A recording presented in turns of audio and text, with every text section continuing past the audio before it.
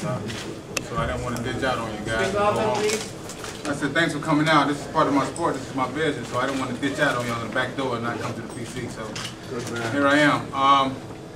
Good fight tonight. Only thing that Adamek brought to me, and which I already knew, it's just his feet. He was moving. He got the way. He was in and out, and that's the only difficult part that I was facing. Other than that, I think we put up a good show tonight, and he came out victorious. But I have nothing to hold my head down on. Hang my head down on them. I felt great through the whole fight. I felt like going another 3 more rounds. I wish it was a 15-round fight so I could get him. But hey, Thomas, I wore him down. I knew I was wearing him down. I was just looking in his eyes across the corner. I was like, he was looking really, he had a melancholy type look in his face. Like, so I'm looking at him like, I'm coming, brother. I'm coming. So, hey, but he sustained and he endured. And I take my hat off to him because he's a tough guy. But you have not seen the last of me. I would definitely fight for the title. And I think it'll be a good matchup between me and one of the Pitbulls, or one of the heavyweight titles, whatever. But I'm not looking to fight nobody that's under 220 pounds. You landed some good rights late in the fight. Did you feel like you waited too long to start really trying to turn on your power? Actually, I landed some good rights early on in the fight as well. Adamek was just, he was on that bicycle, man. You know, it's just, he had one of them, some high 180 cc's, you know, he was rolling, baby. I was trying to catch up to him. But I cut the ring up well, but, you know, 3, 4, 5, 6 of those rounds doing that, you kind of get tired of doing it on yourself. But no, I had him early on with some rights, and I kind of rocked him. As I was told, I heard him probably like 4 or 5 times, 5 or 6 times in the fight. And I don't know what happened in the first round. It was kind of fluky. I threw a right hand, and he fell him. I think I hurt him in the first round, and he fell on me, and I fell down, and he fell through the ropes, and then the bell rung. And I was like, what? But it was a good fight. What did you think of the wideness of the scores? I think that margin was very wide. I thought that was very wide. I was like, wow. But you know, hey, this is his hometown, and you know, you got to take it, baby. You got to go get it, and that's what I was trying to bring it. How much do you think the crowd played a part in this? Actually, I zoned them out, man. You know, I walked in with my God, man, my Jesus, man. I zoned them out. I was like, and when they was booing me, I was giving thanks and praise, man. So, hey, I love them though. You know what I'm saying? They're sheep, so I love them. So, I just kept moving, man. It didn't play. It had no effect at all. Michael, I can fight under those conditions at all times, really. Did you think you had him hurt pretty bad in the 12th round? And did you think there was a possibility? Yeah, I knew he was gone, but I was like, slow. You know, he was running, man. I couldn't catch him. He was just, and then sometimes you don't want to be so, you don't want to catch him and keep running, and then you throw your feet off balance, and you mess around and get hit with a fluky punch, and you take a knee. And so you actually got to control yourself when you're trying to chase somebody. And yeah, I knew he was hurt. I knew he was hurt, and I was trying to get him out of there because he was bouncing around like a pinball. did he affect you with his power at all? No. How about your body? No. Did he throw a body tap? He was jabbing for the body, and it looked to me like he was moving you a I think little he bit. threw a right hand to the I think I remember one right hand he threw to the body. I was like, he's trying to throw a body shot. And so I was like, okay, all right, okay, we can play a little bit. And then I said, I'm gonna time it. And that sucker threw that right hand. Well, I think 2 times I remember. He threw the right hand, and then he got out, and I threw mine. I missed him. I said, so it was like a cat and mouse game, man. He was just moving and moving and moving. So, like I said, man, I'm not anybody that's under 217. Next. That he stood and traded in the 12th round when you had the feel he was up on the scoreboard. That he traded with me? I don't even remember him trading with me. Well, that he stood in front of you and didn't move around, because that's how you hurt. Well, I think that, you know, anytime the 12th round appears for any fighter, they got that early. It's the last round. Let's put it out, nuts and guts. Let's put it out there.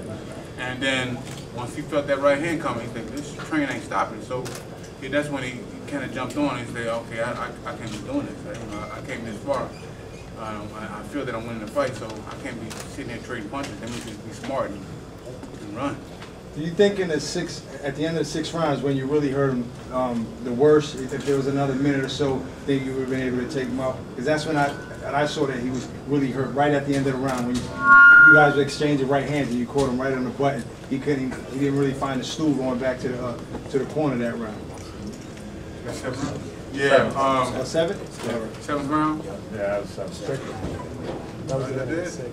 Bro, I was trying to catch this mouse, man. And so if I stunned him in the 7th round, absolutely. And it felt like, you know, when I stunned him, it was always the end of the round. Right. You know what I'm saying? I'm like, God, dog, who on that bill? You know what I'm saying? So I was like, you know, certain things is like, I'll get the next round. And I go to the corner. It's funny. It's funny because he'll get his punches off, and I go to the corner, and my trainer get his punches off on me, telling me like, you know, you gotta do something. I'm like, I'm getting on both ends. Hey, Grant. Michael. Guys, 3 more questions. He's Gotta get very time effective. up. He's very effective with his left hook in close quarters. He landed it a lot. Is that something that maybe you didn't expect? That might have been his best punch on a consistent basis, that left hook coming in. No, I didn't expect his left hook, but because I wanted to draw him in. So the left hook, I knew when the left hook comes, when anybody throws the left hook, they draw it in. You know what I'm saying? And what happened, when he threw the right hand, he normally pulls out. So I was waiting for him to pull out when he threw the right hand. But no, he stayed in and he threw the left hook. And I was like, this sucker. And so I tried to, and he got me. So, like I said, but it wasn't devastating enough where I was, you know what I mean? Hey, Grant. Mike, I'm watching tape for Adamek. Why didn't you throw body shots to slow him down and the right uppercut? Tough guy, he runs. Tough. When you got to run him, it's tough. You know what I'm saying? Because when you throw a body shot, you got to sit. You can't be standing up. It's like a jab. It's not like a jab. A body shot, you sit down, you can unleash. You know what I'm saying? You know, like my man said, unleash the dragon. He's about to unleash, baby. And you got to sit down and throw that punch. And if I sit down, he gone. I sit down, he gone. So it's like, you know, it's kind of difficult, but no more 220, baby. I'm not anybody in the 220. Chris Arreola fought a fight against this guy before you went in, and I'm sure you studied the footage on Arreola. What did you do that was different than Arreola that enabled you to fight a much better fight? Well, I knew that he was going to be, let's face it, he's going to have a difficult time because I'm 6'7". So he got to reach up and throw that jab. And, you know, it's kind of like by my presence and pressuring, I knew that I was going to wear him down. And for some reason, I wore him down. Chris Arreola, you know, he ran with Chris Arreola, but Chris Arreola never cut the ring off. He just followed him. And as you see, I was cutting the ring off, and that wears the fight down because you're constantly adding pressure and you cut the ring off. So you're limiting his options. And so that means he had to fight, and then if he's going to fight, he's going to throw those rapid punches and get out of there. And then, so that kind of makes it a little difficult for his opponent to fight him. Hey, Michael, I know you had him hurt. Did I answer that correctly? Right. Like you? Okay. I know you had him hurt in the 12th round and the 6th round also, but you said that he moved around a lot. But do you think that in the 12th round you were tired also, and that's probably one of the reasons you couldn't finish him? Man, no, I fight the tiredness. You know, that's what I train for. Because you know, when tiredness, it's time to go. See, basically, when you're tired, that's when the fight begins. It ain't when you rested and then the fight begins. No, the fight begins when you're tired.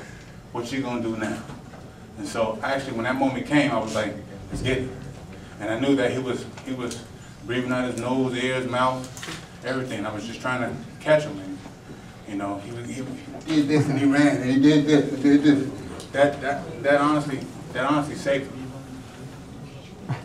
You know, running, going. That honestly, that saved him. Because if he'd have stood up, if I would have hit him on the shoulders, the neck, the chest, the head, the whatever, it would have took effect. But this out the way, and he's already, you know, what, 6'1", 6'2", and I'm swinging and he going under. It saved him. That saved him. Because if that would have landed, that would have been. All right. Okay. Let's go. Hey, thanks, guys. Thank you, Michael.